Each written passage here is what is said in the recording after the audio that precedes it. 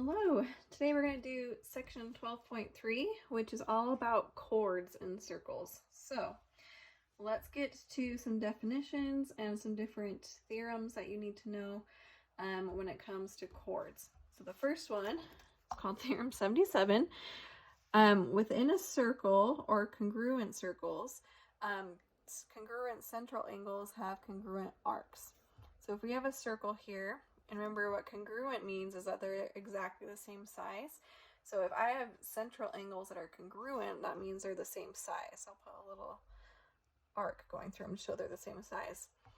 If these angles, these central angles are the same, what this is saying is that their arcs are going to be the same. Or the converse, where converse means kind of the backwards or opposite of that, is if my arcs are congruent. So if this arc matches this arc, then my angles have to be congruent. So you can go either way. So you can either say if my angles are the same size, my arcs are the same size. Or if the arcs are the same size, then the angles are the same size. So that is what that theorem is saying. The next theorem, Theorem 79, this one we have both a theorem and its converse again. It says within a circle or congruent circles, congruent chords have congruent arcs. So a chord is going to be a segment that goes across the circle. So like this chord is going from point A to point B. So what this theorem is saying is that if these chords are congruent, they're the same size, then their arcs are going to be the same size. So kind of similar to the last one. And then the converse, again going backwards of that, is if these arcs are the same size, then the chords are the same size. Theorem 78, looks like those got out of order. Theorem 78 says within a circle or congruent circles, congruent central angles have congruent chords. So this is really similar to the first one, where if we have those central angles that are the same size, this one is talking about the arcs. This one is talking about the chords. Can you see those little lines being drawn there so that you kind of make a triangle here? So we have a chord going from point A to B and point C to D right here. So what this is saying is if these angles are the same size, then this chord, let me draw a little darker, is congruent to this chord. And then again, the converse or the flip of that is that if this chord is congruent to this chord, then the central angles are also congruent. So we're going to look at some problems using these three theorems, and then we'll go on from there. So let's look at this first example. Okay, so on this one it says in the diagram, circle O is congruent to circle P. So that's what that notation means. So this circle is congruent to this circle right here. So given that segment BC, so this line segment BC or this chord is congruent to this line DF, so this chord, so these are congruent. I'm going to put a little line there. That's what they're telling us. So if we know that those chords are congruent, what else can we conclude? So thinking back to those theorems that we just learned, we know that if this chord is congruent to this chord, then these central angles have to be congruent. So I'm going to say that angle O is going to be congruent to angle P. So those central angles are the same. And I guess technically we should say BOC would be the more technical angle. BOC is congruent to angle DPF. And then we also know that if the chords are congruent, then the arcs are congruent. So this arc from B to C is going to be congruent to this arc DF. So arc BC is congruent to arc DF. And that is coming from all those theorems. So those theorems will help on those kinds of problems, knowing if I know one piece, I also know the other things as well. Oops, got an extra piece of paper in there. Okay, next theorem, Theorem 80. This one says within a circle or in congruent circles, chords that are equidistant or equal distance from the center or centers of the circles are congruent. So what that's saying is if this chord is this far away from the center, And then this chord CD is the same amount of distance away from the center. So these two distances are the same. That means they're equidistant. Then you also know that they're congruent. So if I know they're the same amount away from the center, the lines are going to be the same length along, or the same distance. So we say they're congruent. Or then the opposite of that is if I know that, so if I have a circle or congruent circles, and I know that my chords are congruent, so I know if this one is congruent to this one, then I know they have to be the same distance away. So if they're the same distance, the chords are congruent, or if the chords are congruent, they're the same distance away. So kind of the theorem and its converse, or its opposite. So let's look at a problem that has to do with that. So what is the length of line segment RS and circle O? So let's look at our picture here. We have this line PR, also broken up from P to Q. Then we have SR or RS, that's what they're looking at, is this line right here. So let's look at the other information. Here's the center O. They've told us that from O to this side right here, this chord RS, is 9 units long. And then also from O to this chord is also 9 units long. So we see that these are congruent. They're both forming a right angle, so they're perpendicular to those chords. So if these are the same distance from the center, what did that last theorem say? So that if these are congruent, they're the same equidistance, then the chords have to be the same length. So if I can find out the length of this chord, PR, then I know what the distance for RS is going to be. So if I see from here, they told us from P to Q is 12.5. Then they've also, see these little lines right here? They're telling us that this is breaking it up in half. So if this is 12.5, this is also 12.5. So if I know the two halves, I can just add them together. So 12.5 plus 12.5 is going to equal 25. So if PR, that chord, is 25, then so is RS. And that would be your answer. So those are the types of problems that you're going to run into on your homework or like on the ACT, is where they give you a figure with different pieces of information, and you need to use these theorems that we're learning to kind of put it together to get a missing distance or length. Let's try one more. So on this one, says what is the value of x? So we're trying to find this distance here and justify your answer. So remember, justify means to prove.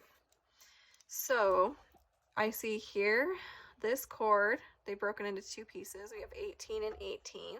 So that means if I add it together, it's a total of 36.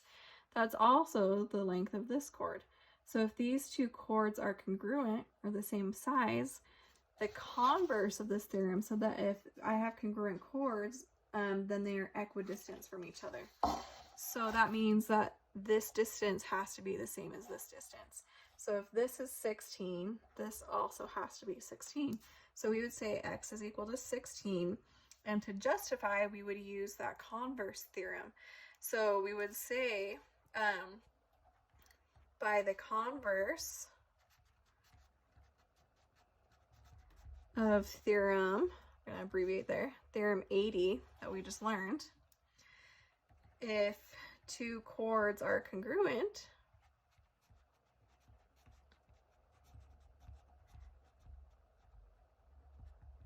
then they are equidistant.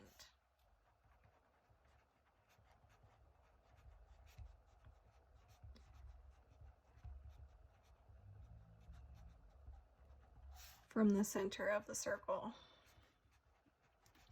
So that would be your justification. And you'll have a lot of problems throughout math in your different years of math where you'll be asked to justify. And that just means to explain or prove how you got that answer. Okay, moving on to the next theorem. We have lots of theorems today. So theorem 81. This one says if you, in a circle, if a diameter is perpendicular to a chord, so here's our diameter, here's our chord. Remember, perpendicular means it makes a 90-degree angle. So if we have that relationship where the diameter and the chord are perpendicular or at a 90-degree angle, then that diameter is bisecting the chord. So remember, to bisect means to cut it in half equally. So this half of the chord is going to equal this half of the chord. Or if you have the opposite, let's say you have a chord and it's being bisected, then I know that this line that's bisecting it has to be the diameter. So we can also do it the converse of that. Okay. So if we have a circle, if a diameter bisects a chord, which we are already talking about, what this theorem is saying, then it has to be perpendicular. Okay, so we know it has to be at a right angle. So if I know it's bisecting, then I know that it has to be 90 degrees. So all these theorems kind of go together. And theorem 83, what this one's saying, in a circle, the perpendicular bisector of a chord contains the center of the circle, which means it's a diameter. So if I know it's bisecting and that it's perpendicular, so that's why we call it a perpendicular bisector, it's at a 90-degree angle and cutting it in half, then I know that this line has to be going through the center of the circle, which means that it's a diameter. So all three of those theorems kind of all intertwine with each other. They all relate to each other, having to do with the diameter becoming a bisector that's perpendicular. So they all kind of interrelate that way. So let's look at some problems that go with these three theorems. So in this diagram here at the right, line GH, which is from here to here, and KM are perpendicular bisectors of the chords they intersect. So I know there's kind of a lot of lines going on. So let's look at this one. GH right here is bisecting this guy. We see we have these little lines with the 90-degree angle. And then KM is going through this chord right here. And we see again we have a 90-degree angle, and these two lines on each side mean that these two halves are equal, so it's bisecting. So kind of some notation there. So what can we conclude about the center of the circle? So justify your answer. So think back to those three theorems. We know that this line, GH, is bisecting at a 90-degree angle. We also know that KM is bisecting this chord at a 90-degree angle. So they're both perpendicular bisectors. That means that they have to go through the center of the circle. That's what this one was just saying, that if it's a perpendicular bisector of a chord, then it has to have the center of the circle on it. So that would mean we have a center here and a center here. So the nice thing about that is that center is going to be where KM and GH intersect. So that can be what we say, that the center of the circle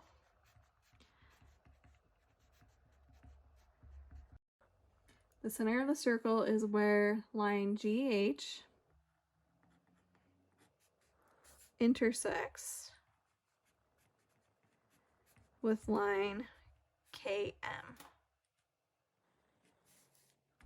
So you could also say that GH and KM are going to be diameters. And so again, that's kind of using your theorem 83 up above. So that's kind of your justification there. Let's look at one more problem. So on this one, it says, what is the value of each variable to the nearest tenth? So hopefully you can kind of see it because that gray print is kind of light. So we have this first circle here on part A. We have a radius going from K to L, and then we have a chord going from L to M. That is 14 centimeters long, and then that halfway point there is point N.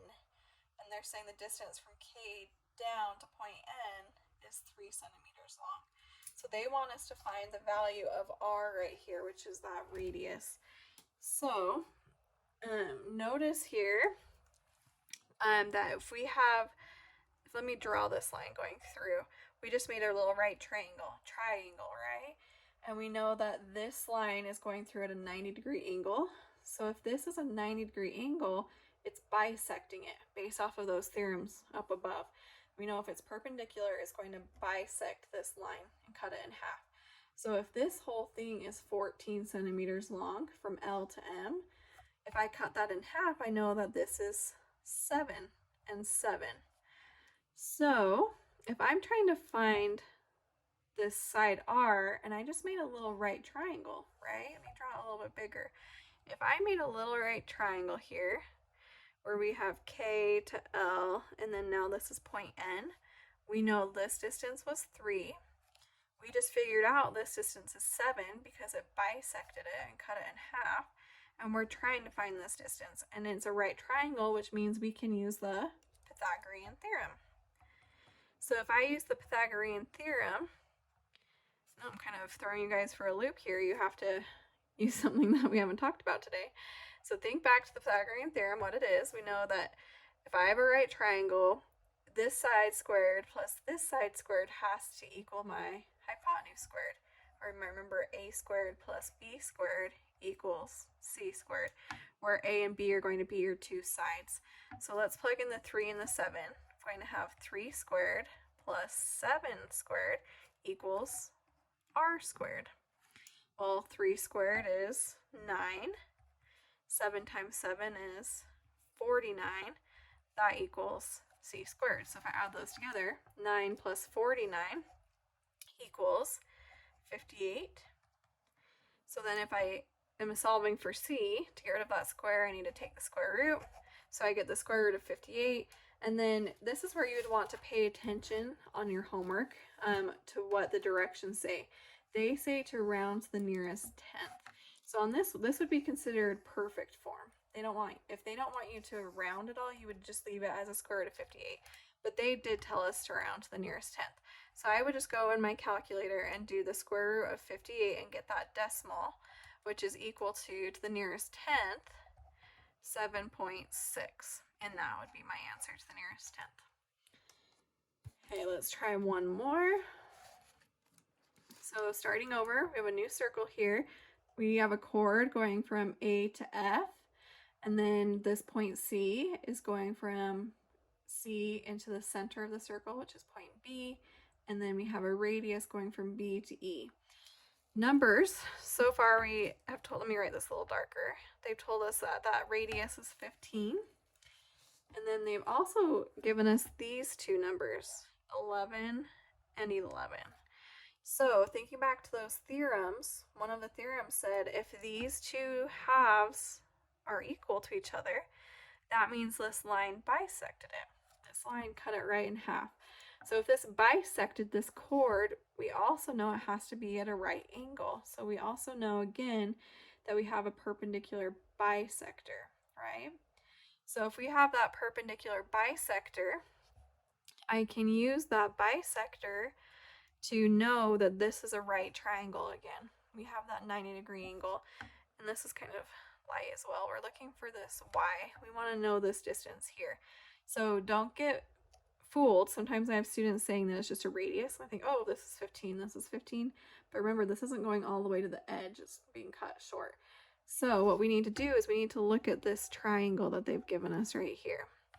Since this is a radius, though, it's coming from the center out, we know if this is 15, this is also 15. It's a nice thing about circles, right? So we have this little triangle. If I redraw this triangle over here, here's point A, here's point C, and then here's the center of the circle B. So we know this distance is 11, this radius is 15, and we figured out this is a right angle, so what is this distance here? So again, using that Pythagorean theorem, because it's a right triangle, we know that the two sides squared have to equal that hypotenuse squared.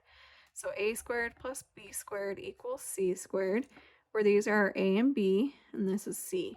So let's plug in the 11 and the y. I'm going to have 11 squared plus y squared equals 15 squared. So this time our variable is over here, so we're going to have to kind of back solve to get y alone. So first we want to know what is 11 squared. So 11 times 11 is 121, plus y squared equals 15 squared. 15 squared is equal to 225. So if I want to get y by itself now, I need to get rid of this 121 by subtracting it over. So if I cross those out, 225 minus 121 is equal to 104. Equals y squared. And again, they did want just the round to the nearest tenth. So if I take the square root of that, The square root of 104, if I put that in my calculator, that gives me a decimal of 10.2. And that would be my answer. So we're saying this distance here is 10.2.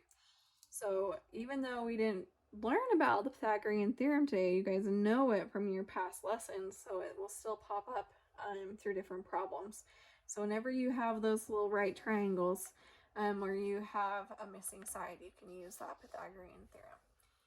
Anyways, I hope that helps. That is the end of our lesson today. I know there's kind of a whole bunch of theorems in there, but they all kind of relate to each other and intertwine. So as you're going through your homework, think about what those theorems can tell you and help you figure out in these diagrams, and it will help you solve for the missing piece that they're asking for. If you guys need any help though, as always, I'm happy to help you. Just email me. We can set up a Zoom call and I can walk you through any questions you have. Hope you guys have a great day and I will talk to you later.